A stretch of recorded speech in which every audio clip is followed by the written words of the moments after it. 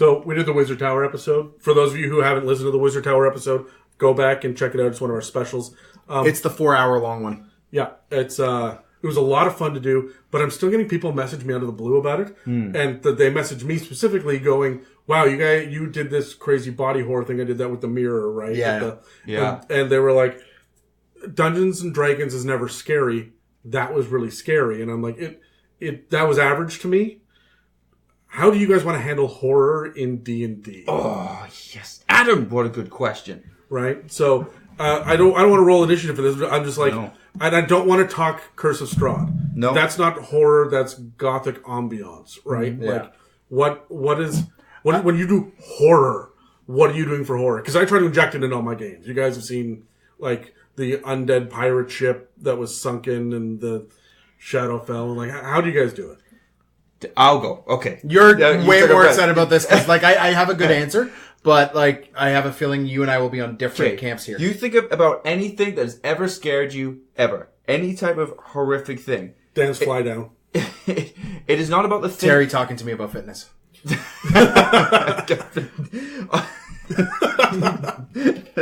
Exercise will make you live longer and you'll feel better. How strangely attracted I am to Keanu Reeves. He doesn't. Hey, don't! You always do this to me when I'm talking. All right, go. When you're afraid, it is not the scary thing presently. It's what could happen. What you think will happen. It's the anticipation. It's the anticipation. That's how you make a game scary. Don't, like, if you describe the scary thing coming out, and the zombie has this flesh falling off its face, and blah, blah, that might scare one person, but everyone else is going, oh, it's here now. The anticipation is over. Now I'm just going into action mode.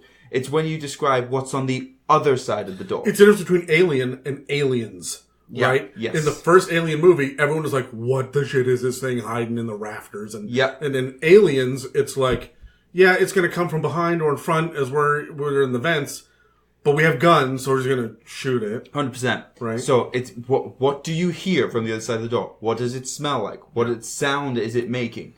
That building up that atmosphere and using your theater of the mind skills, which you're going to practice, people, that is what will make something more horrific, as opposed to a thing appears and it looks like this. That's no longer scary at this point because there's plenty of scary things in D&D. Yeah. For me, the anticipation is fantastic, but I would also limit capability on the party themselves. Like, find some way to remove, like, lose a leg, metaphorically, for them. So, I'm currently planning a Call of Cthulhu thing, which... It's called a game. Well, a game, but the thing I love about Call of Cthulhu is you're going to be fairly weak the entire time. Like, if you get in a fight, it's not going to go well for you, right? There's always that threat of, I will get wiped across the floor if I get in combat here. And I think having that threat of overwhelming death on top of them as well is a good way. Just make sure they feel that weight, like, bring that tension, bring that weight of danger to them. Mm-hmm. Also, I know it's never great to separate the party, but if you separate the party. What do people do when they're scared? They huddle together, which is really a ridiculous plan. But that's what we do. People, we naturally will huddle together because we think that for some reason the other meat vehicles are going to save us, but they're not. Yeah, I would say that there are really, really three ways to go about horror. I'm a horror guy, right? I worked in a haunted house for years. I absolutely love the genre. I put it in all of my games as much as I possibly can. And I think that you guys are both right, but there are three different ways. One is the anticipation, right? And the idea of building tension consistently. And one of the ways that you can do that, which is going to scare the party in ways that's not legitimately fear, but stress, where they're going to have to, like, go out and buy a pack of cigarettes and start smoking at the end of the session, is because you're on a clock, you're counting down, you're running out of resources, you may or may not get through this. It's really razor's edge. You've told them before the session, guys, this is intense, and you may not do it. Right? And you have them really care, and they're going, and it's frightening because when they get to that moment of, are we going to, or are we going to fail? That's going to freak them out.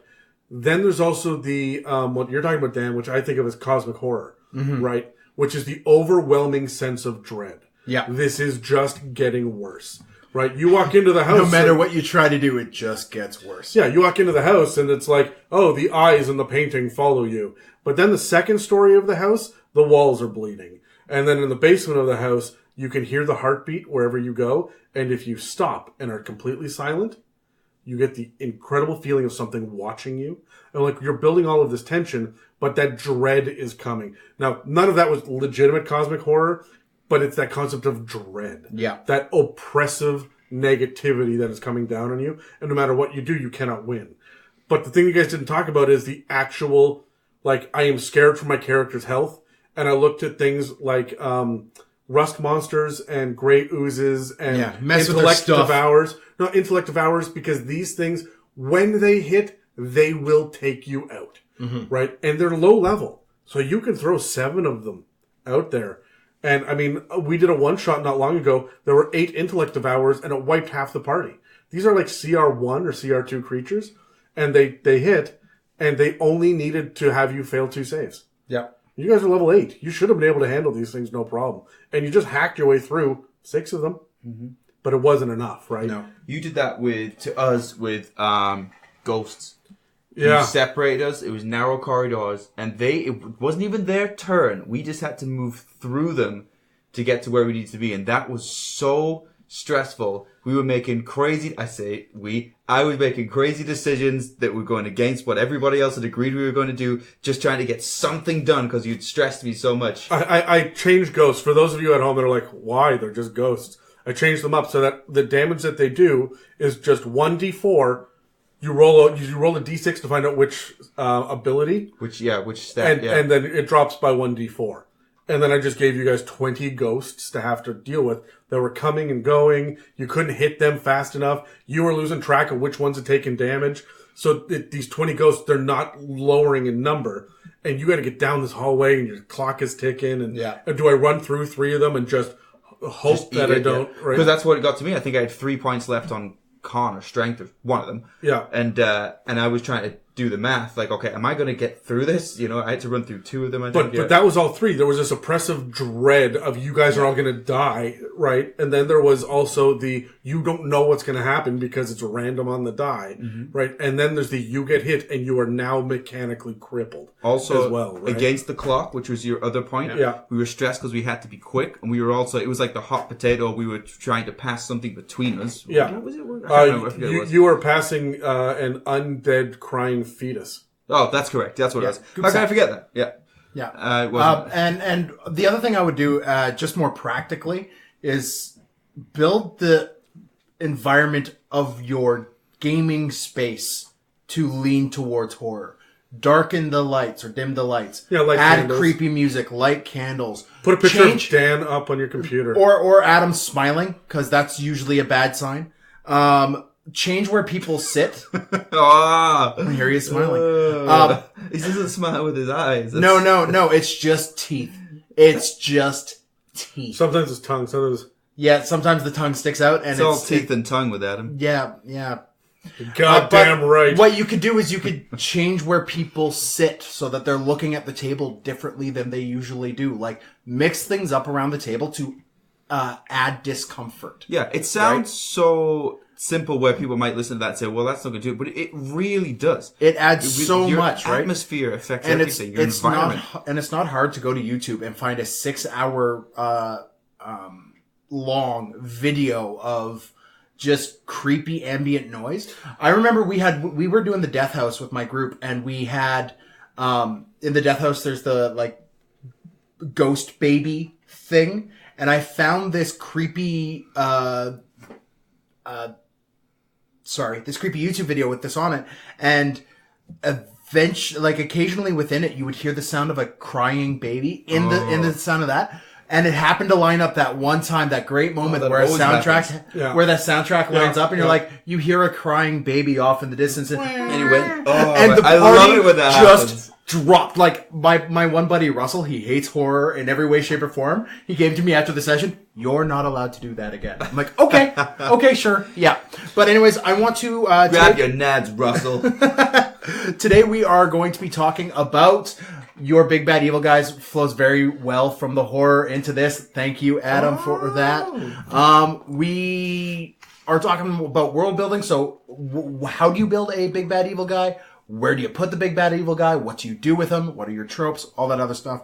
So we will run the intro and get to it shortly.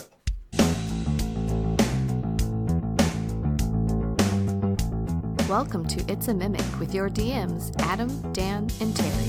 We are back. I never left. You never left. Gentlemen, today we're talking about big bad evil guys. These are your nemesis of your party. These are going to be the personification of evil within your campaign. To have a successful campaign is to have a successful big bad evil guy, is to have a successful nemesis against your party. It is that opposing force. It's your antagonistic force. And a lot of people I find underbuild and underfocus on the big bad evil guys. A lot of the campaign modules in the books that they don't even play into it. I mean, Strahd does, but... Strahd plays into it, but Strahd is a fairly weak big bad evil guy. And then Tomb of Annihilation goes too far in the other direction, and Acererak is way too powerful. Yeah, but you don't even see him till the very end. You don't. You're like vaguely aware that there is going to be a boss. Yeah. But it's not a big bad evil guy. He's a boss monster, right? Like, I think that's the difference. Right? Yeah. So, I want to hit this with your guys' advice, your guys' ideas, pull from your wealth of experience to kind of answer the question, how to build a successful big bad evil guy. Now, with big bad evil guys, there's a lot of tropes. There's a lot of, traditional things that people bring into their movie, like they'll pull from movie experience or whatnot. So, guys, I want to ask the very first question here, and we'll roll the dice on this. There are a lot of tropes that we can either embrace or flee from as DMs. So let's grab the dice, roll for initiative, because I want to know what's your favorite or least favorite big bad evil guy trope. Oh, damn, 3. Ooh, 17. I get to go first. I'm going to start you off with a piece of trivia. Do you know where the term big bad evil guy comes from? Is that Buffy? It is Buffy. Yeah. Is it really? Yeah, Buffy the Vampire Slayer did it first. And one of the middle seasons too, right? Do you know what? Buffy the Vampire Slayer was that type of show where everything about it screams this is going to be shit, but it was actually really good. It was fantastic. It went full circle. It was so shit, it was good. Yeah, and frankly, Angel was even better. Angel season 1 was a little wonky. Was questionable. Look, season 1 of any show is kind of a little wonky, right? Yeah, they're trying to figure it out. So, what are my favorite tropes and least favorite tropes? Yeah. What are my favorite bad guys and least favorite bad guys? Let's go with tropes, and then we'll talk about specific bad guys later. Okay, my least favorite trope is the bad guy that can kick your ass. I just don't like it. I don't like the guy in the big black suit of armor that stomps in and wipes the floor with absolutely everybody in the party at level 2. He's like, I'm a level 12 anti-paladin. And so then you guys work hard and you get up to it, and then you hit level 12, and you all know the campaign's going to end here, and you go fight the guy, and then he dies, and everyone shakes hands, and that's boring to me. Yeah. He's not a big bad evil guy. He's just a bad evil guy. No, he's big. He's the lieutenant. He's not the... No, even if a lot of times they are the big bad... I'm trying to think of an example of just the look at how freaking powerful I am. Thanos did it. Yeah. Look, everybody loves Thanos and everyone is all over him. And Thanos was right in the snap. And did you make it? Yada, yada, yada. I didn't like him in Endgame. I thought he was weak. I just don't like I can kick your ass. He was scary in Infinity War because he is my favorite thing, which was he was outsmarting people all the way through, and he was doing the bare minimum and still beating you. Megatron? Megatron, the one that I go to, I don't know if you guys have played it, but one of the only video games that I've played through completion is Final Fantasy VI with Kefka. He's a clown. And he just runs around and he's as chaotic evil as they come. And he is trying to achieve godhood. But spoiler alert for Final Fantasy VI, 30 years ago. Yeah. Right? But he straight up ends the world 2/3 of the way through the game. The apocalypse happens, and you lose, and scatters your party of 14 characters to the wind. And then you spend the rest of the time putting your party back together and trying again. Huh. And it's a really cool... The best of the Final Fantasy games. Yeah.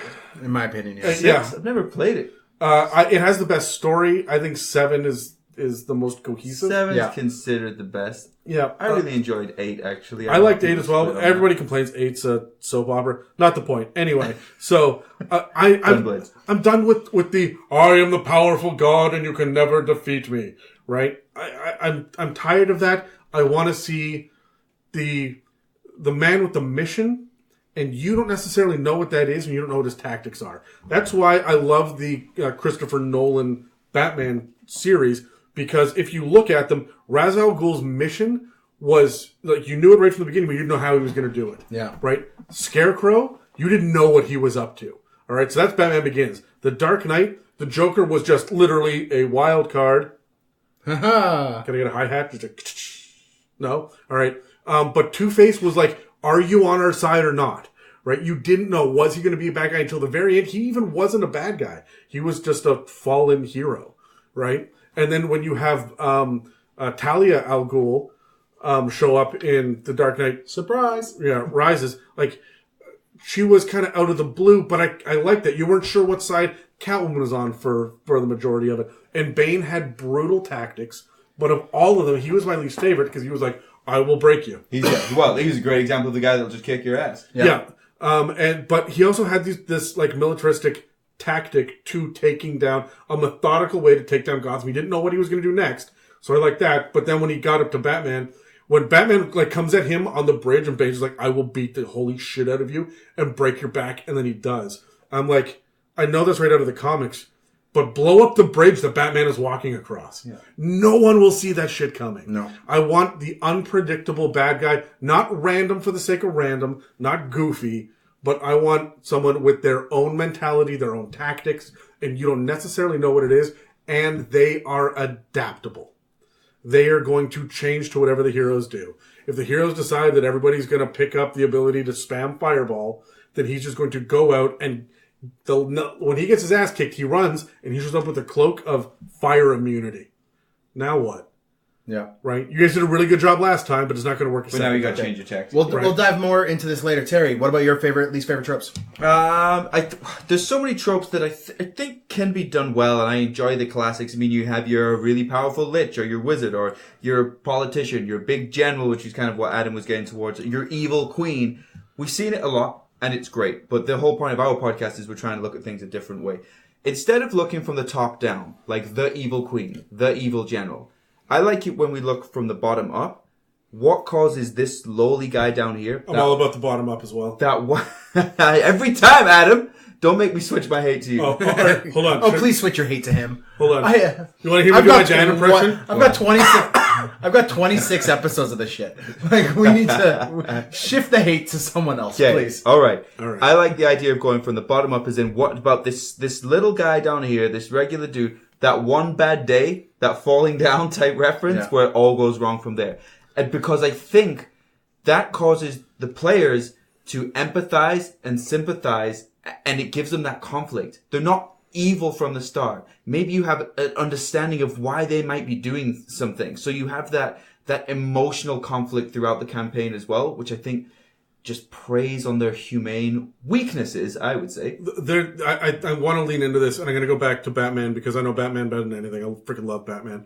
But there is I have a story about maybe I told you guys, but I'll tell you later. There's a graphic novel, and it's kind of a Joker graphic novel. But he ends up kidnapping Commissioner Gordon and crippling Batgirl, and that sticks. It's in canon, like she gets crippled.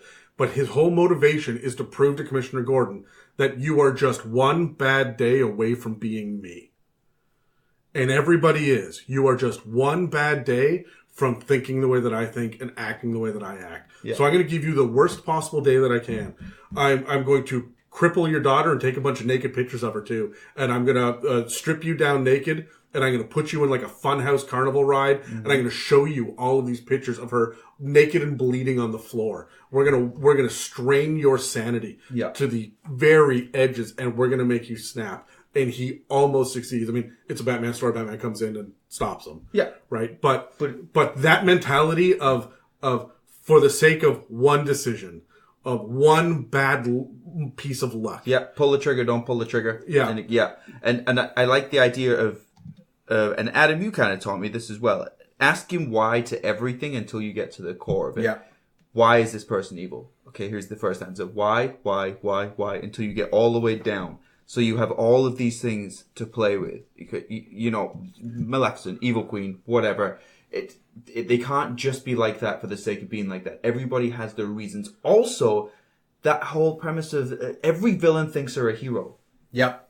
Every villain thinks they are doing the right thing. This is the thing I was going to bring up with mine is like, you never have the snide, like you should not ever have the snidely whiplash. Like, I'm going to tie this girl to a train track because I'm evil. Like, you don't need that now. That's not an intriguing villain. Like, maybe if that person is far deeper of a character and that is just the first thing you see, sure. Well, but hold on. I'm gonna fight you on that because I got an exception to that rule. I think you're right most of the time. Yeah. I have an exception to that, and this is it's gonna tie what we all just said right together. I've got a character named Dasher. He's the bad guy, and he used to be a player character, and that player doesn't play with us anymore. And I've turned his character into an undead lich that runs around, and he's super powerful, right? So, anyway, he actually took Terry's character. Terry was DMing when this character died, and he took Terry's character aside and said, you know what? I am out to murder the party because they disrespected me and left me to die. I am out to cause the most pain and suffering that I can. But you know what? I like you. I got no beef with you. We can be friends here. And if you want to help me betray the party, I'm into it. If you don't, that's fine. But if you do, there's these great boons and options. Let's be friends. Here, I went and got your ancestral family weapon, and it's yours now, right? There's this person from your past that has tormented you your entire life. I've got him strung up against the wall, and I want you to kill him. And if you don't, then I'll kill him, right? But you and I, we're going to be friends, right? And so, and he was, I know I'm evil. yeah. But I was betrayed by those guys specifically. I know I'm working for the goddess of death. And I know that she's going to wipe existence clean. And I'm cool with it. Because my life was kind of shit and I'm fine with it. But you and I, in the meantime, we can be buddies. Yeah. And you had some choices to make there. I love that because that really played on emotions, thoughts, because I've already been building relationships with these other player characters. And the whole idea of, I got no beef with you, man. Yeah. I got beef with them. They're fucked. But you're alright. And every time that he showed up later, he never once attacked your character. Yeah. He went for the kill shot on the others time and time. Because and time they again. humiliate. Yeah, but what he They did do, humiliate, and right? he also went after, once he was very, like, finally sided against you, He gave me a weapon, which was kick ass. he went against the things that would hurt you the most rather than going directly against you, right? Yeah. Like, Well, no, he didn't even do anything to... He turned you to stone and said, hold on, I know you're still conscious, don't worry, you'll be fine, because it's not an auto death in my campaign, right? So he's like, you'll be fine, just hold on, we're gonna fuck up everybody else. Yeah. Right? You're gonna witness it, because I want you to see you want to be on our side, but you just stay here, you're frozen. Right? And he did it to your character too. yeah. And the other person that he did it to was Eveline, who was the person that he accidentally murdered, and he kind of owed one to. He's like, you three, I'm not going to kill. Everybody else is going to die a brutal death. But you three, like, I'm sorry, Eveline, I owe you one, and I don't know you two, so, I have no beef. Yeah. But everybody else is going to die brutally in front of you. You are very, I think it's because of your love of horror, like we mentioned in the cold open, and your history of reading, Batman comics, which Batman comics are mostly about the villain that he's fighting in that Yeah. thing, and it's very, Batman is just the guy taking down this really interesting villain. Yeah. Well, we already know Batman. Yeah. Right? It's, Yeah, He's the villain. I mean, he's a deep character. I personally am not a huge fan of Batman just because I think he's overplayed, but, Batman comics are all about the villain, and that's, you've taken kind of this breadth of experience, especially since Batman's villains are all very psychological as well, in some way, shape, or form. And you run very psychologically damaging villains. Well, that villain Dasher, the way you did it was he didn't speak like a big evil wizard and he just talked to you. He was like, I'm gonna hurt them. Like, you're okay though. Like, you can, hey, hang out. And that's how he spoke to you. It was very unsettling. It's not even that. It's my acting background, right? Yeah. And I said this in the role playing, in the role playing episodes and the pillars, the root of the thing is never the thing itself, right? So whatever the thing is, the thing itself, you have to know the root of it, right? It can't just be he's evil because he's evil. You have to know why, right? And then it's like, oh, he's evil because his orphanage got burned down, right? Lots of people have had lost everything. Not everyone becomes evil. Why did that trigger him to do that? No. Oh, because he lost his best friend. Right. Why was that best friend so important to him? Oh, because they went back and so I'm getting down to the root of it. Maybe it comes down to the fact that it was the first time he was ever given a gift. And the only thing you guys need to do, and I'm never going to tell you this, but as players, the only thing you need to do is give something to him. And you will be friends and he will no longer be the bad guy. Yeah. Right? Because I need to know why. I don't need to know why for Kobold number 3. I do need to know for a dragon, right? But I don't need to know for minions, even lieutenants, right? I want to know why for the big, bad, evil guys. Yeah. So, anyways, I totally cut you off, Terry, and just railroaded this. But you were talking about tropes. Do you have a least favorite? A least favorite trope? Do you know what? I won't give a boring answer and say something similar to yours. I will just say something which isn't fleshed out, which is just a standard cardboard cutout. So the evil general who's evil because he's evil, who just wants to take over the world because he wants it. Nobody just wants it, you know? I know they say that, what is it? Love, money, ambition are the 3 reasons that we do anything or whatever. But it needs to be why to get down to that root cause. Otherwise, I don't enjoy it. Mm-hmm. Doesn't matter what trope it is, it just needs to be deeper. It needs to be fleshed out for me to get engaged and get invested in the campaign. Sorry, say that again. Love, money, and ambition. Love, money, and ambition. I would even say that money is just an extension of ambition because both of those are just the ability to have power. It's love, money, and power, isn't it? Or love, money, and maybe power, actually. Yeah, but money and power are the same thing, right? Yes and no, because there's physical power. Like, to be the best at this thing. If you don't have money, believe me, I'm aware of this right now. If you don't have money, you don't have any power in your life. Our world. That's our culture. That's our... Yeah, but that's the same. The peasants don't have any power. People want money but don't want the power.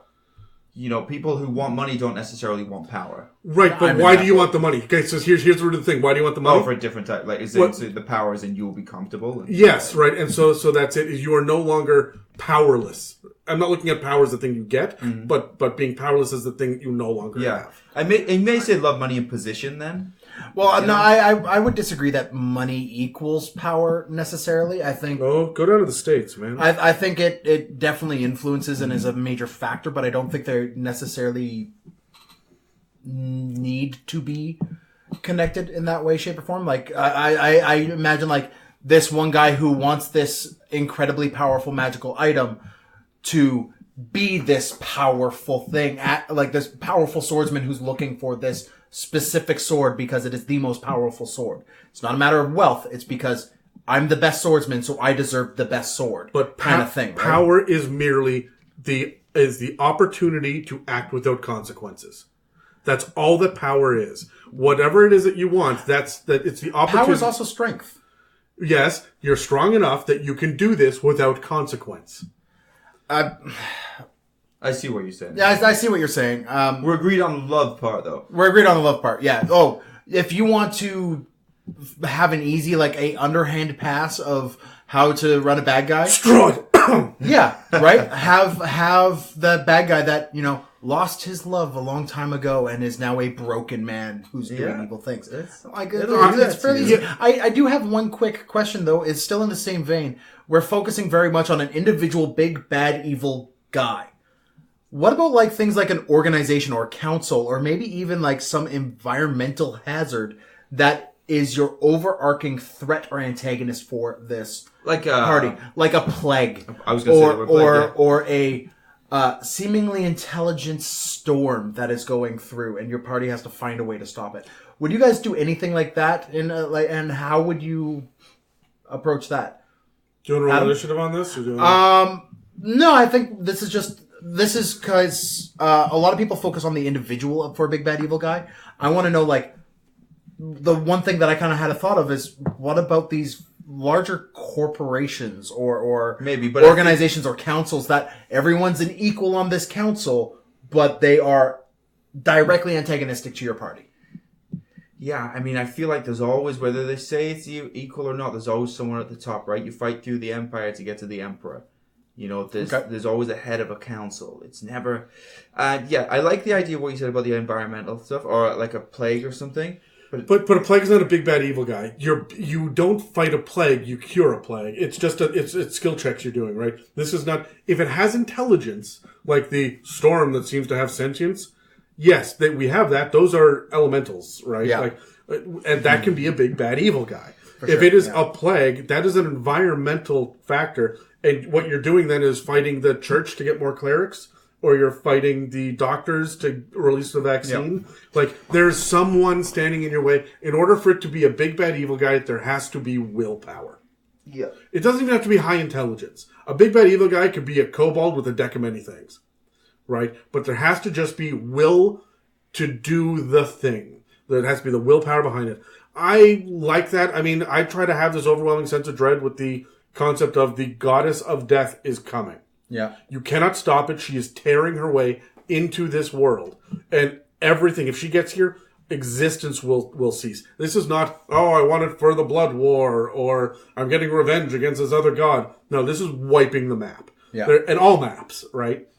The Feywild has fallen, right? Shadowfell is a husk of itself because she is coming, and there's nothing you can do. You will never be able to stop this.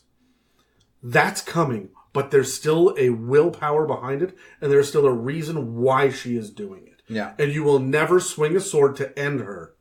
Your best bet is going to be to try to stop her abilities, her ability to come forward. So either just throw up obstacles until it stops, or to reason somehow. Yeah. But even you, I mean, people don't concern themselves with the opinion of ants, right?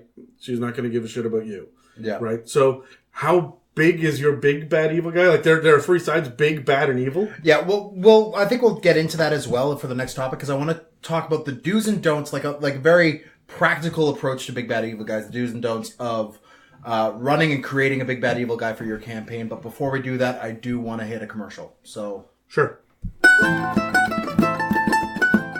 This episode is brought to you by wildbot3d.com. Condition markers, spell trackers, AoE templates, scatter terrain, and much more. Proudly made in Georgia and personally packaged and shipped worldwide. That's Wildbot3D, your home for quality 3D printed tabletop gaming accessories and terrain. Visit wildbot3d.com to purchase your new favorite accessories today.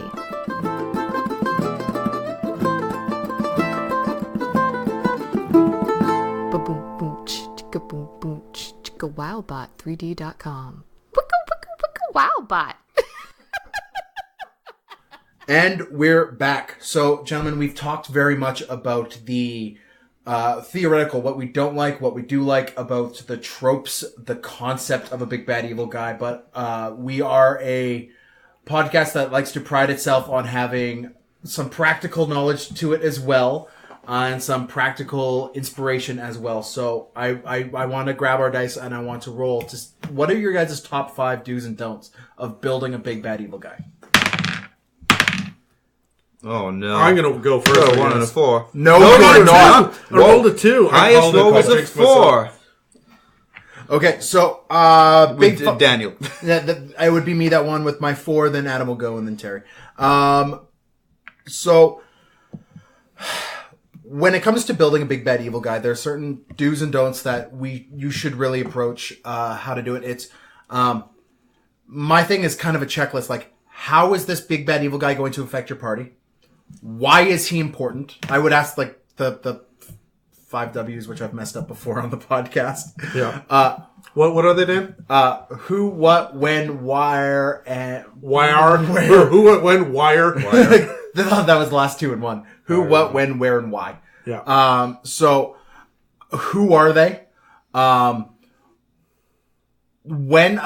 approach how long have they been in power? How long have they been against the party? What very much is he a magical race? Is he not a magical race? Are they powerful wizard, or are they a fighter, or like go that way?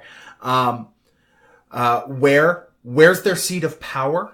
I would approach this guy very much like if you have kind of the central politician, he has a seat of power. So approach it like a have layer actions.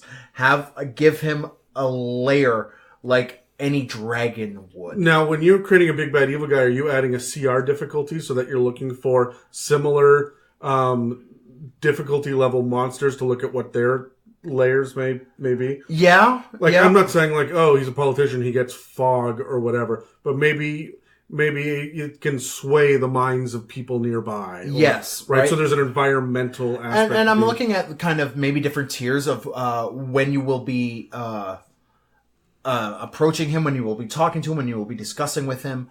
I would approach it as the different tiers as well. So like his abilities for a tier 1, if you approach him at a tier 1, will be vastly different than his abilities at a tier 4. You get me? And the last, and I think the most important question, and Terry, you mentioned this earlier, why? Mm-hmm. Why is he the evil guy? What are his motivations to be the person he is and to be against the party like he is? Remember, this is going to be your antagonist, so make him antagonistic. It doesn't necessarily mean he is directly antagonistic, but he should be causing trouble for your party. Okay? Don't focus too much on like the minutia of his organization around him. Most big bad evil guys are going to either have a following or a cult. Like, you don't need to plan out every single or an army, or like a military, or an army. Like they'll have something going against them. Don't spend too much time trying to make that unique. Really pour a lot of your effort into him. That's one of my criticisms of hobgoblins is there's 7 different ranks for them, and who's got time for that shit in their campaign? Yeah, exactly. When are you spending 45 sessions getting into the rank and structure of a hobgoblin campaign? It's fun to know that for a DM, but that's just busy work, right? Oh yeah, exactly. I would also hazard don't bring them in too early. This has been a problem I've had in the past where I have this really big bad evil guy who came in right off the start. And although that's fun, I didn't pull my punches and I killed a couple of the party members in session 1. Don't do that. That's bad times. Have them, if you want to bring them in early, just to kind of establish that they're evil guy, that they're a powerful threat, pull them back and have them be like, show the power of show the force, and then pull them back, and then they're.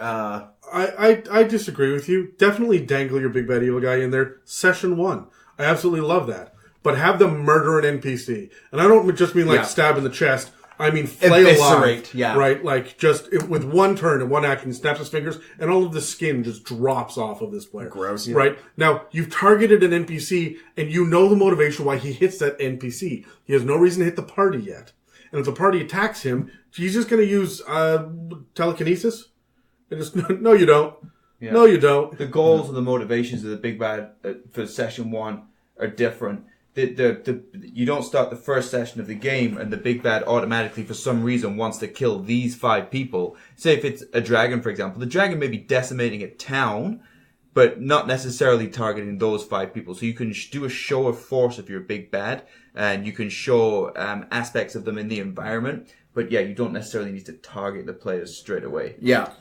I would also have your big bad evil guy. My train of thought just completely corrupted. You got derailed at the station, my friend. I got completely derailed. So I'm just going to move on. Adam, what about you? What are you thinking here? All right, my do's and don'ts. I'll go through this really quickly because, as you guys know, I could talk about this forever. And I actually get a lot of questions about villains myself, so I'll hit it right off the bat. First and foremost, have a memorable method. I just said flaying alive. They will remember that. If you stab the guy in the chest, or you slit his throat, or you behead them, they're not going to care. Your players are doing that shit to goblins, right? Give some sort of methodology to it right off the bat, right? So that it is easy to understand that this guy is doing something, and it can be a politician who's just like, you know what, I'm just going to bribe my way through this. Yeah. Oh, how did he get away with walking in here and just like murdering the barkeep. He just is a normal looking guy that walks in and he sticks a dagger in the guy's eye and he turns around and he walks out and nobody does a thing. Because he has that much wealth and that much power. And so that's the unique methodology to him. If he just walks in, he's like, I'm a bandit, stab! And everyone's like, oh my god, it was a bandit. Nobody cares. That's just a bandit number 2. Like, yeah. I'm reminded of Saddam Hussein taking over Iraq in the 80s. No, I reminded of Saddam Hussein taking over. No, I'm like me specifically, you son of a bitch? Or no, like this method. Saddam Hussein is now your name. I recently watched a documentary on it. It's really interesting. He called a meeting of all of the political leaders in Iraq at the time, and he sat down with his Cuban cigar and just was quiet. Sat down at the top of the stage and called in like this head of the political party in some way, shape, or form, who had, history tells us, spent previous days being tortured. His family was threatened. He was under all this stuff. And he would just list off names of people who were supposedly opposing Saddam Hussein. Saddam Hussein sat at the top and just smoked a cigar. And these people were one by one led out of the room in this meeting. And executed, right? They were led into a courtyard. And then when Saddam Hussein was all done, he was like, okay. And he handed everyone that was left a gun and forced them to be accomplices in it to kill their friends and stuff like that who were supposedly a part of this plot. Huh. And he just sat back with a cigar laughing the entire time. Yeah, I don't think I would do that with the D&D campaign. I wouldn't then give a gun to my players and say, go kill those guys. No, well... But you're right. It's a memorable method. It's a memorable method, right? And not just anyone can do that. So, or Negan, just kill one. Yeah. Everyone else is on board. Yep. So the method has got to be good. Iconography. Look, give them an emblem, give them a sigil, give them something, so that when you see that black flag with the red stripes in the distance, you know what you're up against. Yeah. You are foreshadowing all of the time by having people wear the colors. That's all there is to it. My third point is, like we've said over and over again, establish motivation. Know why your character or why your big bad evil guy is doing this, and don't keep it a secret. Make it a little difficult to figure out, but when they hit tier 2, and you know you're going 20 levels on this, make that well known, right? Give your guy a psychological weakness, right? Maybe he is absolutely terrified of thunder. He doesn't like loud noises. And whenever this shit happens, he flies off the handle and either attacks or retreats. And so you know right away that after, about the third time that you've run into him and you've tried to fight him and he has kicked your ass, but every time he thunder waves, or every time that one of your guys thunder waves, he kind of freaks out. Yeah. That's so make them have a very apparent weakness. Yes, but psychologically, not mechanical, right? And give lieutenants. As much as you said, don't break down the entire army. Give them whatever it is, lieutenants, captains, generals. If this is the emperor, give them generals, whatever it is, so that you have tiered levels of bosses to go through. If you're going to go fight the ancient red dragon, you need to be killing the leader of the dragon cult first, right? And you need to be able to kill the guards, outside the dragon cult that, we're going to stop the level 4 characters, but can't stop level 8. Mm-hmm. There's a scaling process here, and you don't need to know every little bit, because you don't need 20 different levels of bad guys. You need 4. And if you want to make your tier 1 bad guys scarier, just make more of them. Yeah. Right? And the action economy will work in your favor. Mm-hmm. As far as my don'ts, do not, this is the shittiest trope ever. He's a drow, he's evil. Don't just go off of race. That is a garbage answer. Yeah. If it's just like, he's evil because he's a goblin. It's like, we said that in the goblins episode as well. They're not evil because they are goblins. Yeah, as much as they're all neutral evil. Their society builds them that way, right? But that's just, it's a cop-out, and now you don't have a memorable bad guy. You just have we did goblins once, right? Point 2 is, don't use a class the same way, right? Oh, he's a warlock. He talks to an elder evil and therefore is evil himself. Your bad guy can be a warlock. Don't make him evil and warlock is the reason. That's a detail. It's not the root of the thing. Mm-hmm. Yeah. Right? I'd also recommend add some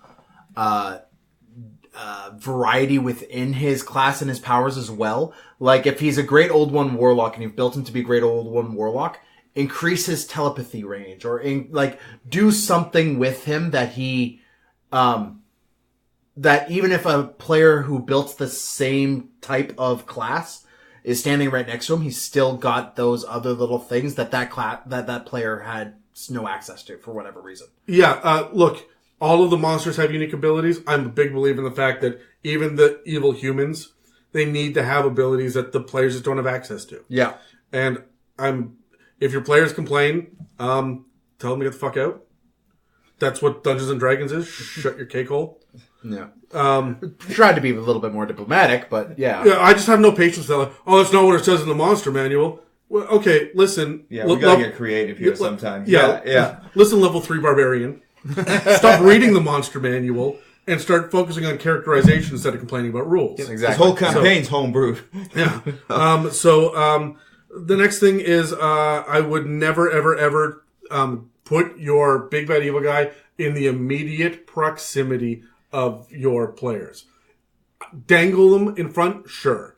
When they walk into the bar, have a whole bunch of tables that they have to get around as NPCs in the way. You don't put them within 10 feet of your good guys. Your good guys will just goddamn grapple him. And you will roll a 1, and now they will just coup de grace your big bad evil guy. Yeah. And there's nothing you can do about that. Right? Now you're just making up, he has the ability to teleport now. Yeah. You're planning that shit. You're just desperate and scrambling, and your players will smell that. Yep. Oh, yeah. So don't put him up on a stage. Put him on the other side of the wall looking through the window. Yeah. Right? Put him behind the bar, whatever it takes. Never give him the powerful item. Don't give him the One Ring. Do not give him the, this is the ancient staff of the Yuan-Ti god of... Don't do that. Because invariably that fucking rogue will take it every goddamn time. That mage hand they have it. Your invisible mage hand that can pick pockets will take that. Exactly. Yeah. Don't make it item based. Maybe the item boosts an ability, but just make it an inherent ability that he has. And the last thing is improper monster usage. It pisses me off when it's like, oh, I've got this chaotic dragon that is always going to hit, and he's got about 10 different things that he can do, and he's super chaotic and really powerful, and he's over the top insane. Like, bitch, use a beholder. Yeah. Yeah. The dragon is there for something. If you wanted to do a dragon campaign, do a dragon campaign and use a dragon bad guy. But what you are doing is a beholder bad guy. Have the beholder beholden to the dragon in some way. Have the dragon pulling the strings for some reason. But have the beholder... Don't grab the mechanics off of one big bad evil guy and drop it on another. I see what you're saying. Yeah, that just drives me up. I'd like to point out, like, just because you have the big bad evil guy for the entire campaign doesn't mean you have a bunch of minor big bad evil guys that you take out, right? Like, a beholder is still a threat, and you might even have to have a couple sessions building up to that threat to take out the general. But you can approach this same logic to a lieutenant as you can to the big bad evil guy, but give a reason why they are beholden to the big bad evil guy, ultimately. A lot of the times that's just rank, or he pays their wages, or he's the direct conduit to the god, right? Like there's not, you don't have to get too deep into the motivations of all of the people themselves. And I think it's fun every once in a while to throw that private level bad guy who got murdered. They walk up and they stomp them. The level 8 fighter walked up to that NPC guard and just like stabbed him in the gut, and now he's dying. And the last thing that the guard says, he looks up and he goes, please take this note and give it to my wife. Tell her I'm sorry, I never should have left. Yeah. Right?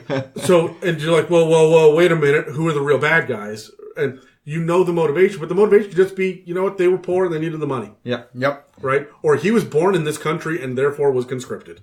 Right? Oh, well, and how many times have we seen that in history? Yeah, exactly. Right? Just the once. Always. It is still happening. Yeah. Is that so? That's me. We're gonna obviously. I'm gonna double up with some of you guys and some things we're thinking along similar lines. Oh, so hot. We'll even triple up sometimes. But I'll give my own little points. Triple up? Yeah. I don't know if I got the stamina for that, man. You know what I mean? I'm doing everything over here. Well, then you can be in the middle. Okay, me good to go. You good to go. I'm handling me. I'm handling you. What are you doing? Lying on your back and thinking of Canada. That's what you're doing. God bless. Anyway. Oh, Canada. Oh, Canada. That's what they call them. We stand Mounties. on guard for... Hit the note, Dan. All right. I'm not putting my singing voice out there yet. Terry, what do you got? Okay, I'm going to go through my do's first. They're going to double up a little bit, but I'll put my own little spin on it, okay? Here's a big one for me. Dan, just don't. What are you doing? That's that asshole. I was taking a sip to avoid coughing, and he just starts lifting my cup First up of on all, me. don't use the word asshole on this podcast, okay? That's inappropriate. Okay, what you do is splashing that shit all over your face. Water. We're talking about Yeah. Talking about water. Okay, number one. Here's one for me: is know your big bad's fears. Everybody, and you kind of touched on it lightly with psychological things and stuff, but everybody has a fear. Nobody is just running into situations without something they're afraid of. They are trying to protect something. There's something they're concerned about. There's something they're afraid of. And you need to be fair with that. You can't have a completely invincible big bad because there are not completely invincible big bads out there. Oh my god, why do people not have couples that are the big bad couple? Yep. And then you kill one of them? The vampire couple, you know? Not even a vampire, just Two, like... Yep, gods and goddesses, yeah. And you just kill one and the other one is lost without them. Yeah. Right? And now all he knows is vengeance and enrage. Yeah. There we go. We just figured out tier 3 and 4, right? Yep, there we go. Exactly.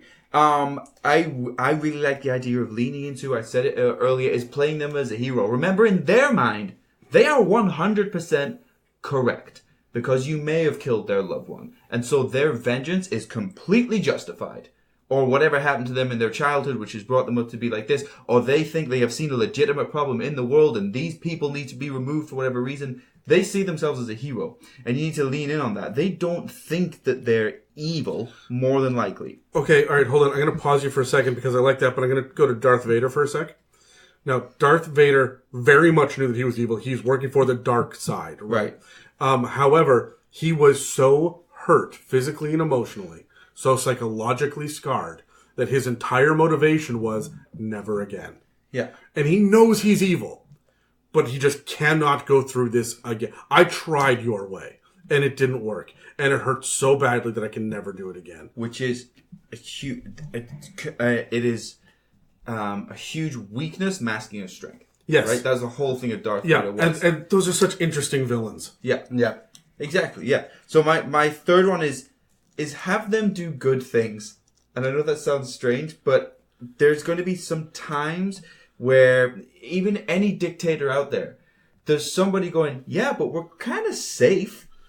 He kind of stops people from bothering us, you know? And we were joking about it before, saying Tiamat has like good plan for education, I was right? just laughing about we that. touched on it before. But if you're a big bad evil guy who grew up in an orphanage and whatnot, and then burned to the ground, and that was a triggering thing. Yeah, he like straight up rapes and pillages and takes all of that gold and gives it to the orphans. Yep. It's hard to fight that, right? Yeah. Exactly. Yeah, you really got to humanize them a little bit, and Or dwarfinize them. Halflinginize them. No, I hate you people so much. What? You will Euthanize? No, that's wrong. Yeah. Is it? Because there's a good argument. No, See, that's what I'm doing. See? We'll touch into this a little bit more when we talk into campaign usage and just how to make your players really be attached to them. So Yeah. And I mean, let's just keep it simple. Let's stick with that dictator idea, okay? Hey, if you get out of line, I'm going to kill you and your whole Cock family. potato, Dan. It's a dictator. I like how we both went Because there. I'm saying dictator like a big leader, but Adam is using the half of the word. yeah. It's the dick part. He's A using penis that. potato. Yeah. Yeah. penis potato. The root of the thing is never the thing itself. Root is another term for penis. And for potato. Oh my Shit, all right, podcast over. We're done. Oh my god. Terry, what were you saying? Okay, let's keep it simple with the dictator idea of, if you get out of line, I will murder you and your whole family. But if you stay in line, nobody else will now make sure you're safe. Right? So, there's an argument for good deeds there. I like to work for the players to sympathize with them in some way. I touched on that earlier as well. Yep. But there should be a part where they're going, I can kind of understand why he's like that. Us as an audience watching Darth Vader, we're like, look, I kind of get it. Look, he was a bit whiny leading up to being Darth Vader, becoming Darth Vader, but I get it. I understand it. Because I think it should be not only difficult skill-wise, mechanically-wise, to kill this person, but I think you should question it the whole way. I think the power vacuum should be known. Look, Yep. if you kill Hitler, Himmler's coming in 2 hours later. I think and having Jafar waiting in the wings can be even worse, right? Yeah. And that's actually a great point I want to get to as well. We call that the Cheney effect. For Adu is the big bad evil guy doesn't necessarily need to be number one. So what you're saying, the Sultan was in charge of Agrabah. He was in charge of the land. The big bad was the number two, who was whispering in the ears, you know? And I think that idea is so strong because, I mean, they spent a lot of the movie trying to convince everybody else that this person was bad. It was this bad person. Yeah. You know, the whole idea of Lord of the Rings, what's his face in the king, blah, blah, blah. You know what I mean? I don't like that movie. Scar? Sure. A million Tolkien fans just screamed out in nerd rage. Oh, cabbage them, shut up. Okay. 12 hours of hiking. Okay. On to my don'ts. On to my visit New Zealand. Cool. That was a Flight of the Conchords reference, people. Yep. Okay. Here are my 5 don'ts. Don't rely on bullshit cop-outs. We've talked about that before. Okay. They're not just evil because they're evil. I don't play an unfair metagame. So what I mean is, yes, you can have a big bad who's watching the party because they're invisible, but your dog can smell them. Okay, your dog can smell them. So your dog may start barking and looking at the corner because there's an invisible person there. Or if they are using a spell and you as the DM know that they are using, let's say, a detect thought spell and they fail, or the player succeeds on their save, they know that someone is trying to use that spell on them. Yeah. You have to be fair in that sense because otherwise players will smell that bullshit. Oh, they've been doing this all along. Yes, there are some things where it's just they're powerful because they're a big bad. But, they've been reading your mind all along. What? For 10 months? And I didn't pass a single save when I was in the room with them? I think you've got to be fair with it because I think you have to show some weakness. And I think you owe it to that players to play fair in that sense in the metagame. And you run a danger if you don't really focus on making sure you are avoiding doing things like this where you're running an unfair meta. You run the danger of making your party feel like you're railroading them as well. Yep. Because why are they fighting against this guy? There's nothing they could do against him because he's got this supreme power or something. Mm-hmm. And it feels crippling as a player. So really try to... We shouldn't be able to predict your bullshit. Yeah, it's kind of what I'm getting towards. Well, it's interesting because as much as I said, have a method that, I mean, this guy's known for. That's why we absolutely loved to hate Ramsay Bolton. That guy fucking flayed people, right? Like, goddamn, that shit's nasty. Yeah. However, you never knew when he was going to feed them to the dogs or he's just going to straight up stab you in the neck. They should not be predictable. Don't use the same hook over and over and over again as a DM. Yeah. If you are going to murder... Or when you flay people. Well... Change your hooks. Weird. When you are going to kill the fighter's family member, right, and you go and you murder their mother, don't then turn around and kill the rogue's mother. You've done that once. Yeah. Right? Move on. You're going to lose What's people. your problem with mothers? Well, and unless that is a big thing, like nobody's father is safe because this guy had daddy issues, right? Mm-hmm. Or whatever it is. Unless that is your big thing and that's one overall hook. If you're just doing the same thing to fuck with your players over and over again, don't. Mm-hmm. Right? You have to mix it up. Hurt them in different ways. Mm-hmm. Yeah. My next point would also be don't have the big bad working alone. Now, I know we can think of a few examples sometimes of big bads that are kind of solitary. I mean, I struggle to think of one now, but I think there's always sympathizers. I think there's always people on side with the cause. I mean, for just a really bad example, I guess I was born in Northern Ireland in the 80s, okay? Where there were sympathizers for the Troubles all over the place, depending on what side you're at. So everybody knew you don't talk about politics, you don't talk about religion, okay? Because it can get pretty hairy. Yep. So I think you should have covert and overt followers and sympathizers of your big bad everywhere.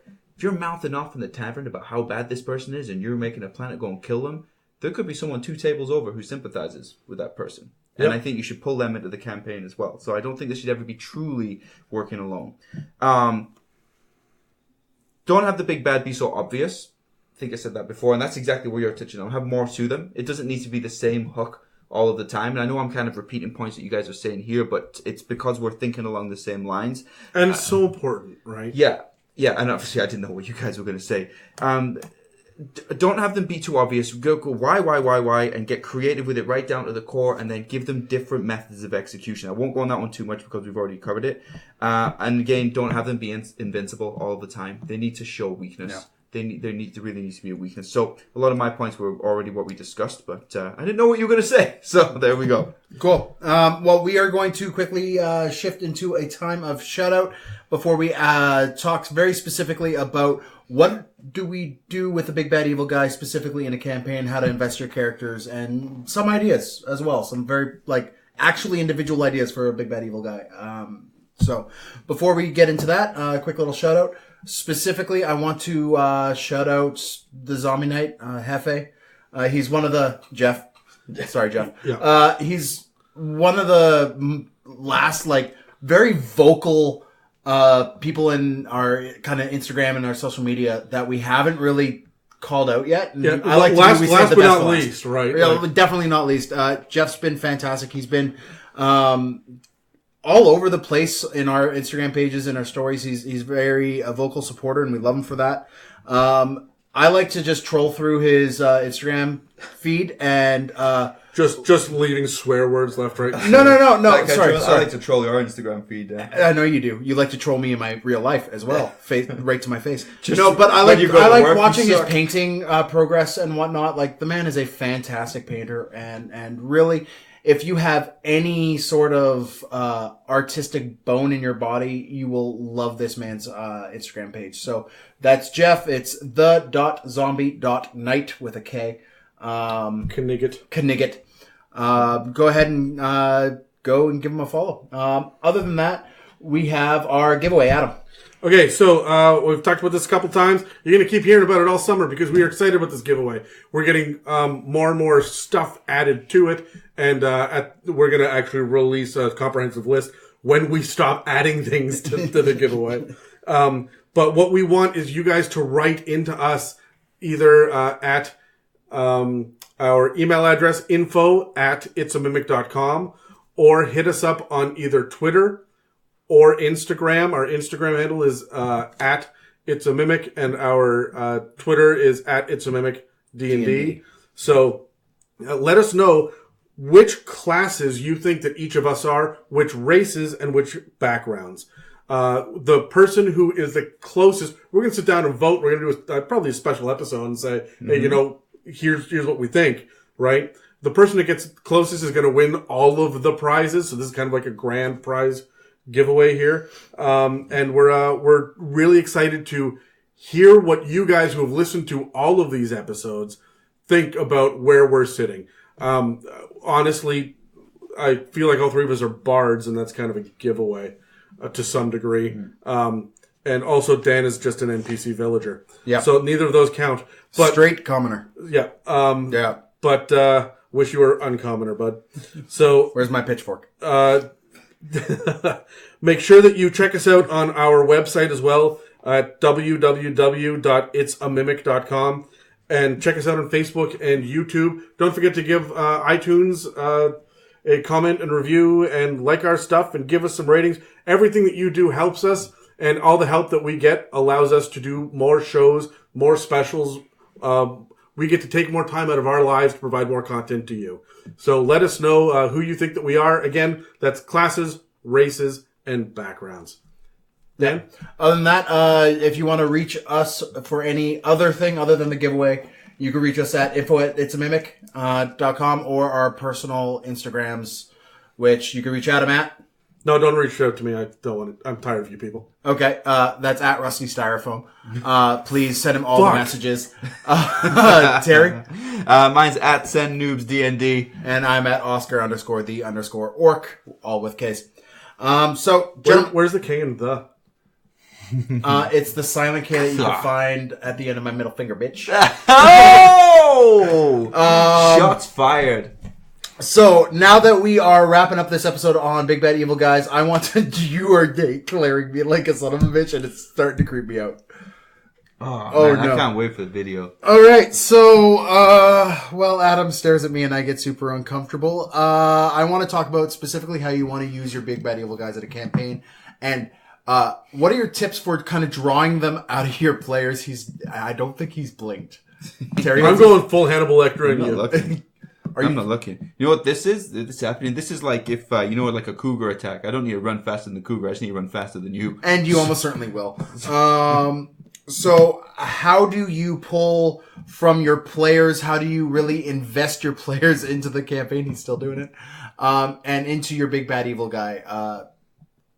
When we're all done with this, I want an example of kind of what you would like. Give me a big bad evil guy. Sure. And toss it toward me, or give me one of the favorite big bad evil guys you've ever experienced at the table. I'm ready. So if you're let's ready. grab our dice. Adam finally stopped staring daggers at me. Oh, 18. Get it, son. 6. I also got a 6. Motherfucker. Oh, we knocked Terry down to a 4. All right. I got a 13. Yay, I'm going first. All right, what were you saying? I was busy staring holes in the side of your head. Well, maybe you should have been paying attention. No, almost certainly not. Okay. You want to know about my favorite like big bad evil guy, or like if I'm going to control one. All right. And how to like draw from your players' backstories and get your players really invested with your big bad evil guy. Every single player that I have needs to have their own personal relationship with the big bad evil guy. When they're alone, they need to meet the villain. And the villain has to be antagonistic in some way. They don't have to attack the player. They don't have to knock them into death saves or anything.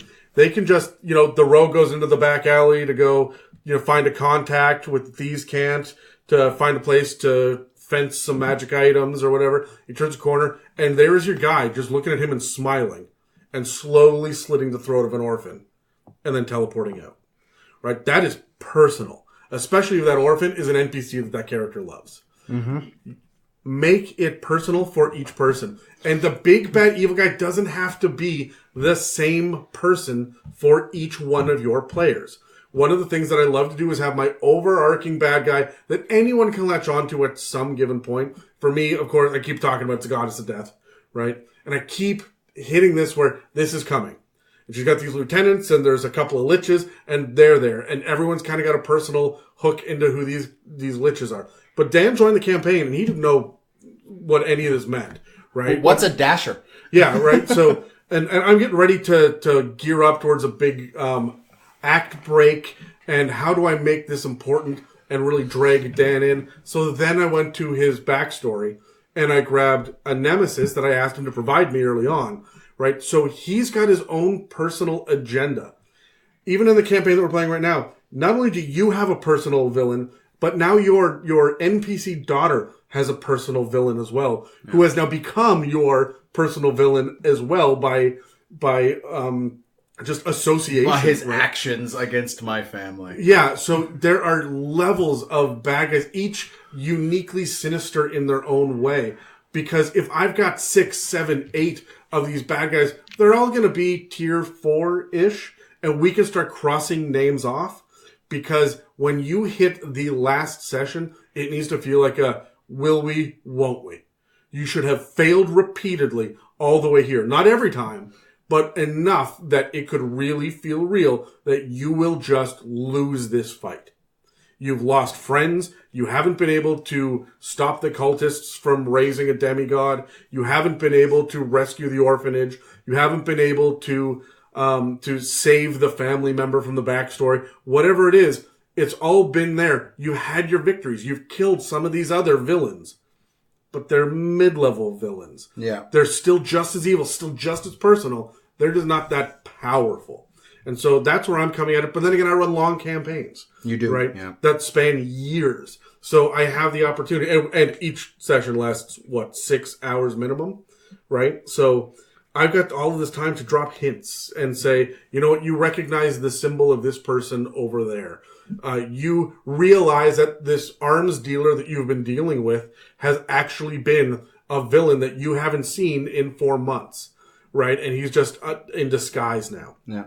These are different ways that I'm pulling you in. The other thing that I want to do over and over and over again is make the villains team up. If I've got the goddess of death coming in, and I've got an evil arms dealer that's murdered a bunch of people and betrayed like the very memory and essence of a good god, but he still doesn't want to die either. He's going to team up with your good guys to stop existence from ending. And some of the best stuff that I've ever seen, I remember being a kid and being like, holy shit, you guys remember the Reboot TV show? Did you get that? And So what? Reboot? Reboot. No. Okay, well... It's a fantastic cartoon. No. Yeah, anyway, when I was a kid, I was watching, and the best episodes were when the bad guys and the good guys had to team up to stop the environmental thing that's happening. And I would be so excited when I would see them have to work together, and you know that bad guy's just waiting for the double cross. It's coming. You know he's going to do it, and then sometimes he doesn't. And he's just like, I owe you one. Now, what does that mean? Yeah. Right? And so there's all of these different levels of villainy. You talked earlier about, what if it's a plague. Yeah. Right? Bad guys can get hit by disease as well. They may be able to provide a certain piece of knowledge or an item to help you cure the plague en masse magically. Yeah. Right? But they want something in return. Yep, for sure. And now they are going to lord over. But they want this item that you have, this cherished item, and they're going to use that. They're going to use your own ancestral sword against you for the rest of the campaign. Yeah. Right? That hurts. I would almost take the same kind of approach, and I would cause a NPC that is a beloved NPC to have that turn, and then they ultimately become the big bad evil guy. I think, yeah, if you're going to have, and I've done this before too, I've had NPCs that double cross the party. You have to telegraph that shit early, and if the players don't care, or like, oh, whatever, we'll kill him later, or, oh, that's getting a little iffy, we should probably deal with this at some point. Give them clues, because otherwise you're just blindsiding them. They think the DM is out to get them. Yeah. The last thing that I'm going to say, and this is not going to be a really popular answer because it's not for everybody, but for those of you that run rated R campaigns, and you got to do your session 0, you got to get permission from your people. The worst villains of all time, and everyone will agree with this, are the villains that mix sex and violence. It's not enough to stab you. It's they've got to be smelling your hair the moment they do it, right before they do it, right? They have to caress your cheek as you are making death saves. They need to whisper in your ear that you will be such a beautiful addition to my army of the undead, right? And they have to just be super, super creepy. Or seductive or something. Yeah. And not even seductive. It can just be creepy. Go watch 1 Hour Photo, right? He wasn't like, he was evil in that, but it was just because he wanted to be a part of this family. And he went, and Robin Williams, was in their house when they weren't there, just smelling things and looking around and rearranging things and sitting on the couch and watching TV when they weren't home. Just wanting to be a part of their life. That's weird. It's too intimate. Yeah. Intimacy is better. I think intimacy is a better word than sex, really. It's the intimacy. Yeah, I always try to think about adding sex to violence because it's boundary pushing. Yeah. Everybody's going to have a really negative reaction to that. And honestly, every group I've ever played with that says, yeah, we're not interested in sexual violence. Don't do that. But one of these days, someone will, and I'm not saying rape, right? What I'm saying is have them just like kiss you as they slowly gut you, right? Have it just be that extra little bit of sexualization. Yeah. That you're not only going to die, we're not going to torture you. We're going to torture you naked. Yeah. And you don't have to do anything with that, except you're naked and he's looking at you. Yeah, that's creepy. Yeah. That's wrong. Yeah, that's playing with vulnerability, right? Yeah, there. Yeah. And so that's not for everyone. And I don't recommend it for everyone, but if you have the ability to do that, that is an incredibly effective way to make a villain the most villainous that you can. Yeah. Session 0, know your audience. Yeah. Very, very important. Cannot overemphasize. Session 0, the hell out of know this. your audience. Yes, yeah, absolutely. Okay, I guess we're on to me then. Yes. Adam, that you have an uncanny ability to freak me out all the time with what you do with your games. Is it how I stroke your thigh while I speak? Yeah, as you're talking about intimacy and violence. Just like flicking your earlobe. Do you know what? It's not even the stroking the thigh. It's just when you're making a point and the hand goes on the thigh, but then it doesn't leave for just a little bit too long. It's just still there as you're talking about your next point. The hand is still there. I would say, because I talk about hitting the player characters. Good God. Adam, every time I try and speak. I'm sorry. I was down looking at my notes, and then I just feel a hot breath in my ear. Daniel, and I turned to find Adam like 2 inches from my face. Daniel, it's actually my turn. You're being very rude. Terry, You're being very rude right now. Blame the ginger. He's not speaking. You are. I always talk about emotional connections with characters, but I also mean with players. There should be parallels in the campaign to parallels in people's lives. Now, I'm not saying if somebody's father has just passed away, killed their dad in the game. Don't be so obvious. That's all. Don't do that. What I mean is, play on the things that these people are attached to. Dan is a family man. He has a soft spot for kids. He loves the NPC, the 9-year-old Kenku child, Snaps. Mm-hmm. You immediately become very attached to that. I don't have kids. I don't give a shit about other people's kids. I've got my own problems, being true to it. But, and I'll open up a little bit here, I do walk around with an underlying shame and guilt that I left my family in the UK 10 years ago, and I haven't really been back much since, and I never really built a relationship with my sister. So in a campaign, if you turn everyone against me, that will bother me. That will make me feel uncomfortable. Just giving Adam ideas. Adam's just like, excellent. Also, thinking a little bit deeper about this, I had a character who essentially... It's unnerving, right? It is when unnerving. He's staring at you with that grin. But you guys remember Duke, my grave robber character, who essentially took himself away from the world and did that whole head in the sand, buried himself underground, grave robbing, and took himself away, and couldn't bear to go back and face his problems. That is a parallel in my life, in something which is deeper. Don't worry, guys. I'm okay. I can see. I'm okay. I'm just saying that's something. When you have those subtle parallels, people will get sucked into things, and everybody has their shit. If you want to send a hug to Terry, our Instagram is what? It's a mimic. I'm uncomfortable with that as well, to be honest, okay? Don't hug me. Don't touch me. Don't come near me. You'll never find out where I am, ever. His address is... People are looking for, like, logos and stuff in my pictures. I forget where I was going. Scroll down.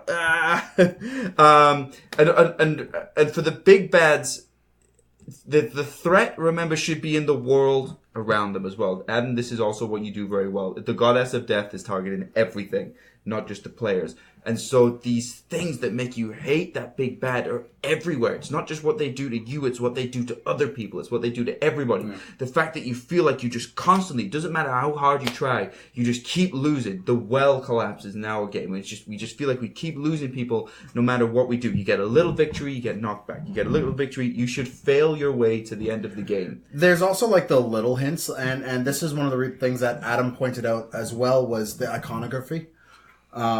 Have that symbol pop up everywhere. Mm-hmm. Like symbols are huge. Symbols are massive, and like even where they really shouldn't be. Like if you are taking a break for a side quest and you end up somewhere and that 7-fingered hand pops up again, like you want to flip a table as a player. Like we were on a break. Yeah, but the icons that you use, they have to be easily recognizable too.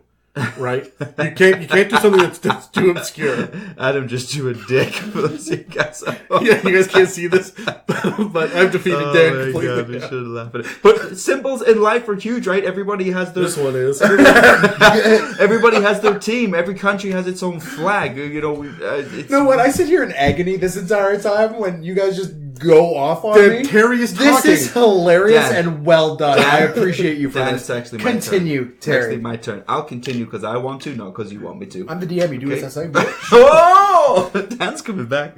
I love it. Okay, I also touched on this earlier, but I think this is hugely important as well. The power vacuum should be present, and I think should affect players' decisions, okay? Mm-hmm.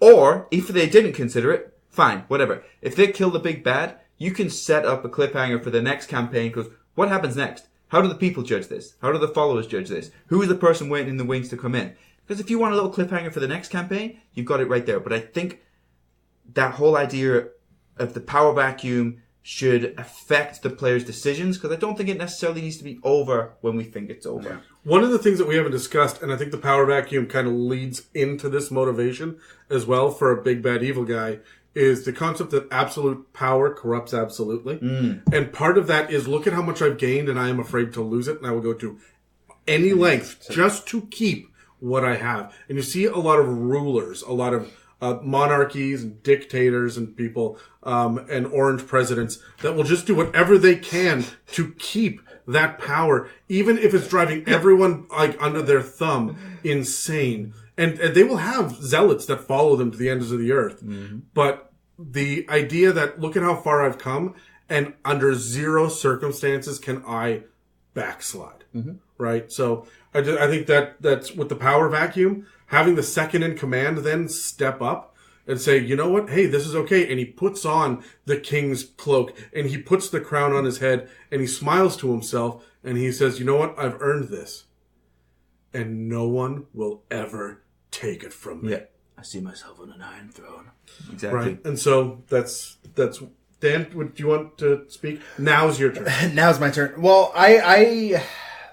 we have already brought out the fact that you should be pulling on the players' both real life and character vulnerabilities.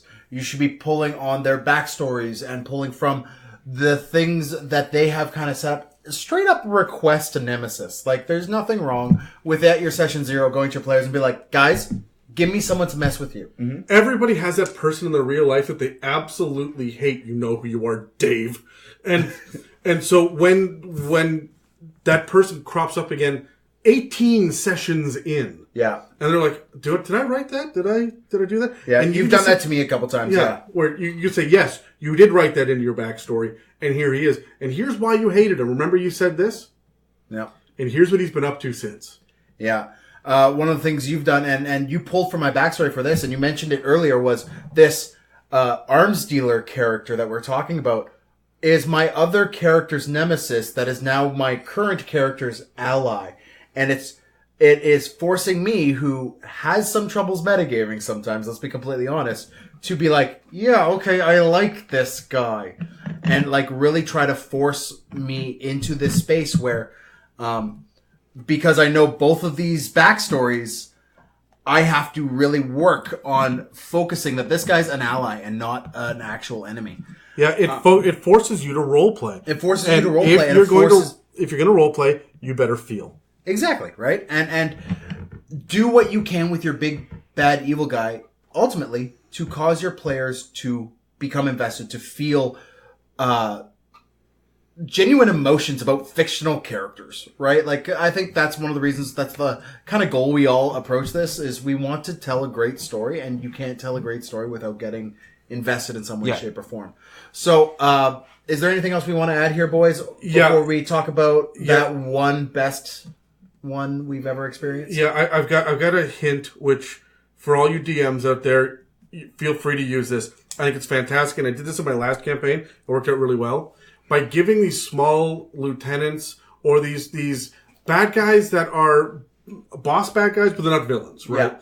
Yeah. It's the king of the giants. You're not fighting the giants. You just ran afoul of him for a couple of sessions, right? And then he died, right? And you guys ran afoul of some bullywugs, and then their chief died, right? And as these kind of boss monsters are dying off, as long as they have some intelligence, have an undead lich or a necromancer bring them all back and make your players fight them all at the same time when they're higher level. That bullywug was a real problem at level 6. It's not at level 13, but he's got a fire giant buddy with him, and he's also got a centaur that's undead, and there's an Ifrit that you guys went up against and that you banished, and now he's back, right? Have every devil and demon and angel that gets killed on the prime material plane just goes back to where they come from. They go back to their plane and they get to try again. You can only kill them on their own plane. Recurring villains, even after death, is hugely powerful and frustrating. And one of the things that I'm currently doing in my Tuesday group is they just killed a warlock who was kind of a sub-boss level, who's been kind of an annoyance in their backstories. And like, oh, hey, you know what? We killed him. We can move on to the next thing. We feel really good about ourselves.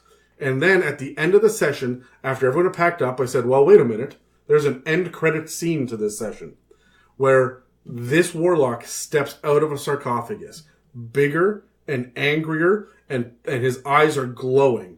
And he has on his chest the number 6 carved in. Like, well, wait a minute. Hold on. Can I investigate the body of the last guy? Yep. You found the number 7. Clone is a spell in Dungeons and Dragons. Mm-hmm. Drop extra bodies for your villains. Yeah, I shifting from that into the villains, the best big bad evil guys we have seen in a campaign. Adam, you were one of the instruments of giving me this idea, but in my Friday night group, I have a villain named Mo, and I built him because a few of my players are Critical Role fans, and they love the current campaign, and so I threw a purple tiefling that worked at a circus at them and named him Mo. That means nothing to me. But it means nothing to you. Terry's like, oh, Mollymawk, right? And he's this beloved character in the critter community. I don't love him. You're not in the critter community, He's but a really good character. He's a fantastic character. So I pulled this this warlock character in and gave the players a session to cavort and play in this carnival that this guy had, where and then I showed his evil face to them, right? And he started summoning the forces of evil into this realm to enact this grand mission he had and set the players on a path to confront him. They killed him in the tent. And it was like, he was this boss monster. They killed him. And they're like, okay, so now that guy's dead, we're going to move on. And I gave him like 3 or 4 sessions where they were killing weird, like, they'd kill a displacer beast and it would erupt into a puddle onto the ground with this thick, like, week-old Jell-O film being the only thing of substance left. And I kept on doing this, and they're like, what is going on? And they would find these little clay tablets inside of these monsters that they would kill that would turn into this puddle. And then at the end of the last session, they were attacked just after their long rest because that was the best time to do it. And this character, this purple tiefling with gems and everything else, comes out from the shadows again and starts attacking them and starts having this discussion with them. And they're like, well, what did you do at the carnival? He's like, oh, that's the other one. And I'm starting to hint that this guy is just using simulacrum and using clones in various interesting ways. And like the wizard character in the party's like, oh, I see what's going on here. And I'm slowly leading them toward this. And because I've pulled from their personal joys of this character of Mollymawk and then destroyed it. And then because I'm pulling from various other things of, they want to be powerful, they want to feel like they're accomplishing something, but then I keep on just, it's a puddle. And it's a puddle. And it's a puddle. The players are getting more and more frustrated at this villain, and it's driving them together, because there's a couple edgelords in the party. It's driving them together as a party to take this guy out because he's frustrating. Right? And I'm having so much fun with it, and it's your inspiration, because I think you told me this story as well, a little bit, that you were going to use clones, and hey, Dan, you should make this guy this way. It's been really fun doing that, and using simulacrum, use clones, use a body double. Use a body double. Changelings and doppelgangers, and there are all sorts of... use a freaking illusion, right? You go to lop off the head of the Emperor, and your sword just hits nothing, because he's a freaking halfling that's standing in the way, because the real Emperor's taken off, right? Yeah. Like... Anyway, there are lots of options. Did you have a final question that you wanted to get into? Well, no, I want to know, what is the best big bad evil guy you guys have ever seen at a table? Or in pulp culture. We could go beyond the tabletop. I know as we well. said table. The one I really want to put across, because it puts together a lot of points that I've talked about tonight, is if anyone's ever seen the show Hell on Wheels. Yeah. Hell on Wheels, the Swede. Yeah. I love the Swede, who's Norwegian, actually. The Swede, because... he's not the top guy. Initially, he's not the top guy. He's a lower down person, but he has this. He holds a grudge, and he's one of those vengeance-driven people. And he is truly creepy and relentless, and will play on your emotions. And what you were talking about, Adam, of that, he is quite intimate when he gets close to people, and he kind of is the way he talks is just unsettling. But he's also so frustrating that people will make mistakes, and all you want to do is get rid of him. And he's that relentless, will not stop, keeps coming back, keeps finding a way, but it's not unfair how he does it. He does it correctly. It makes sense. So, it's not that if you use a character like that at a table, they would feel like they're being cheated. He's just terrifying because he will not stop, and he's so unsettling. But I love that big bad, the Swede. Oh, that's cool. Dan, what's yours? Well, I have this Mo character, but honestly, from the tabletop specifically, Borgin, this arms dealer character. That wasn't Borgin. Oh, sorry, Bogdan. I always get the two confused.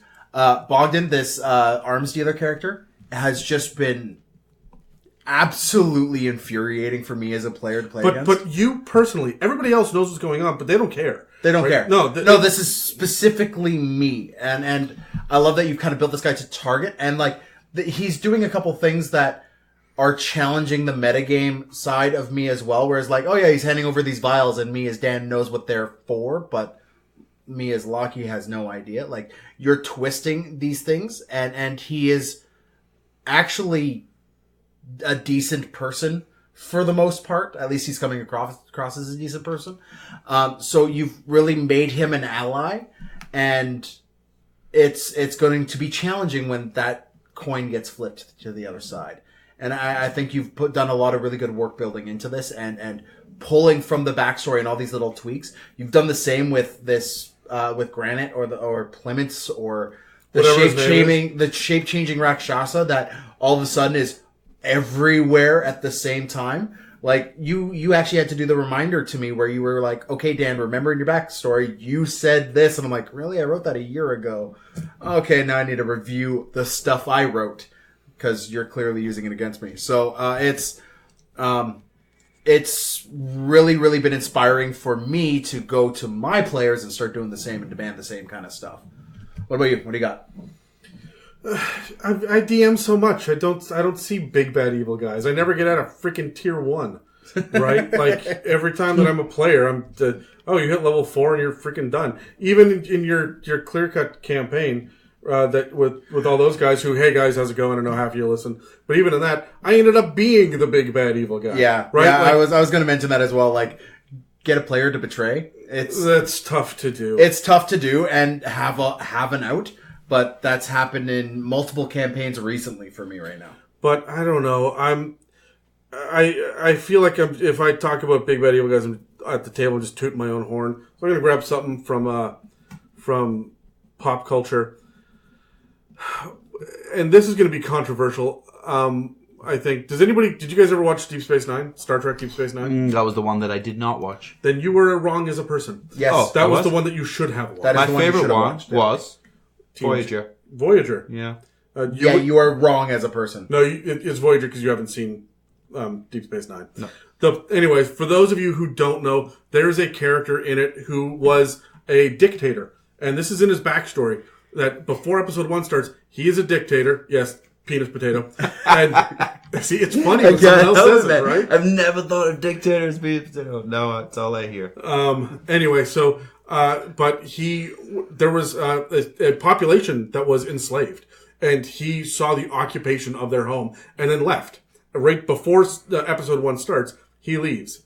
But he's still the point of contact for the good guys to have to deal with any time they're talking with this enemy force, who's pulled back, and we're allies now. But he's still there, and he's still grinning at you, and he knows he killed the good guys by the tens of thousands. Gul Dukat, yeah.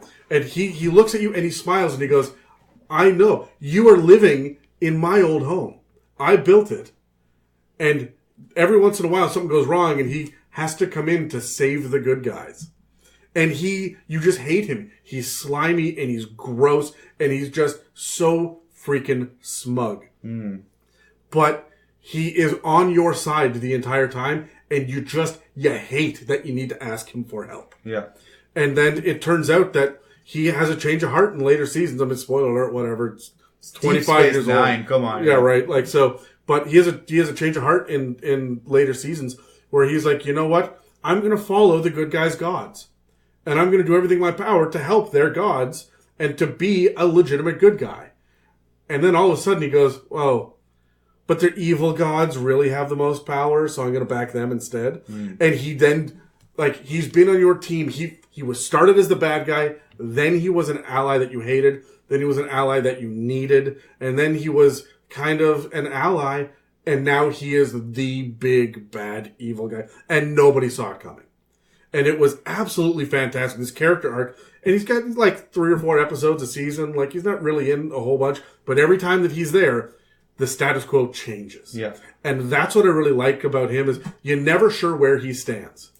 And that's why I think that he's probably one of my favorite villains. And he uses words as weapons. I think he straight up murders like 2 no-name characters in the entire show. But his troops are always doing it, and he's like, I can try to pull my troops back, but you know how troops get when they've got the bloodlust in them. Yeah. So, my hands are tied here, friends. There's not much I can do. I'll try. And every once in a while, he does try. And every once in a while, it does work. Yeah. And so you're like, shit, is he on our side? Right? That's the perfect villain for me. Yeah. So I found him very frustrating when I was watching the show. Well, can you imagine that at a D&D table where you have sat there, and you guys did this with Bruns, right? Where he's this little constantly gnome. I didn't know whose side he was on. Yeah, he was consistently helping you and then pulling one over on you. I will give you that weapon that you desperately need, but I'm going to overcharge you for it. Yeah. And this is also where deception checks, persuasion checks, things like that come into play, because you got to check your meta ego. Your character is convinced that this person in this instance is telling the truth, even though as a player I'm going, what the fuck is going on? Yeah, but even as a DM, when you guys saw through it, and I'd sit there and I'm like, I really want him to be ambiguous. He'd be like, can you blame me for trying? Here's your gold back. It was just a joke, guys, right? And when you roll an insight, it was just a joke, but a joke that he's taking advantage of. Yeah. Right? And he's a complex guy, and in the last session where he was there, and there were all the bad guys and all the good NPCs, and there was like a mass execution about to happen, and they're going to bring forward the goddess of death, and there's just one specific person that needs to die. It was Bruns that stepped up and saved the freaking day. And everyone at the table went, fucking what? Yeah. What? And now we look back on him fondly as being this kind of fun, quirky character. But at the time, Jamie wanted to freaking punch me every time the Bruns came into the room, right? And I kicked him. Yeah, you did. You kicked him in the face. Your first interaction with him. And he's like, haha, I forgive you. I don't forgive you. Yeah. Right? And so... But also, who could blame him? Yeah, exactly. Yeah, right? And so I like the moral ambiguity of, are they good, are they bad? Right? And I think that you need to know your players, but most importantly, you need to know your characters. Yeah. Right? And even your big, bad, evil guy is just another NPC. Mm-hmm. Yeah. And I think that's kind of the point we've hit over and over again. Yeah, it really is. It's like just your NPC that you are specially attentive to as the DM. Like, and that's kind of the way I view my big bad evil guys. Is they scratch that itch of playing a character for me that has some longevity to them when I play my games. So. Ladies and gents, thank you so much for listening to the It's a Mimic podcast. Catch us again next week when we are talking about... we're going to unveil one of the classes. I think it's going to be Rogues. Think it's going to be Rogues? Yeah. All right. Again, check us out next week. I have been Dan. I have been Terry. I'm still Adam. I don't know what's wrong with you guys. I like to play various characters as we play this game and change my accent a bit. You know how it goes. It's just going all over the place. You're like me at a gaming table. Because I will straight up kill you if you carry on. Dan started Irish, went through Jamaican, and ended up in New Jersey. Yeah, I think he's in Jersey now. He's kind of New York, New Jersey. We like to change over. They put a knife in my heart. Anyways, everybody, thank you so much for tuning in. Catch us next week. Dictator. Penis potato, right? Yeah. Thank you for listening to It's a Mimic. Check us out online at itsamimic.com or on Facebook, Instagram, and Twitter. Have questions you would like answered by the guys on the show? Send them an email to itsamimic@gmail.com. Tune in every Tuesday for more. There's a picture of you upstairs Shannon was showing. It's one of the great pictures of our group things. Your nipples are on full display. It's fantastic. Oh, man. She's like, I think I could blur those out. Dude, I got the most rebellious nipples as well, man. Mine are always going, like, I feel you on that. It's the worst. How are nipples rebellious? No, because they're always doing what you don't want them to do. Okay. Well, no, you know what happened, right, is I ended up, I wasn't wearing a shirt, and I fell at the side of a outdoor pool, and I scraped my chest. And my nipples are always hard now because I've done nerve damage to them. Scar tissue. Oh, nerve damage. I was like 9 or I was at a scout camp. Oh. So. Oh, man. Anyway. Scar tissue. Nipple tissue. Scar tissue nipples. Can I just... Sarcastic Mr. Good band. One of my Yeah, I favorites. know. It is my favorite band. I didn't do that song justice there, though. Oh, you did fine. I mean, you're not Anthony With the Kiedis, birds, but- I'll share this lonely view. Wow, you actually hit it. Whoa, Nicely right? done. Nicely done. Years of practice in the shower. Yeah, exactly.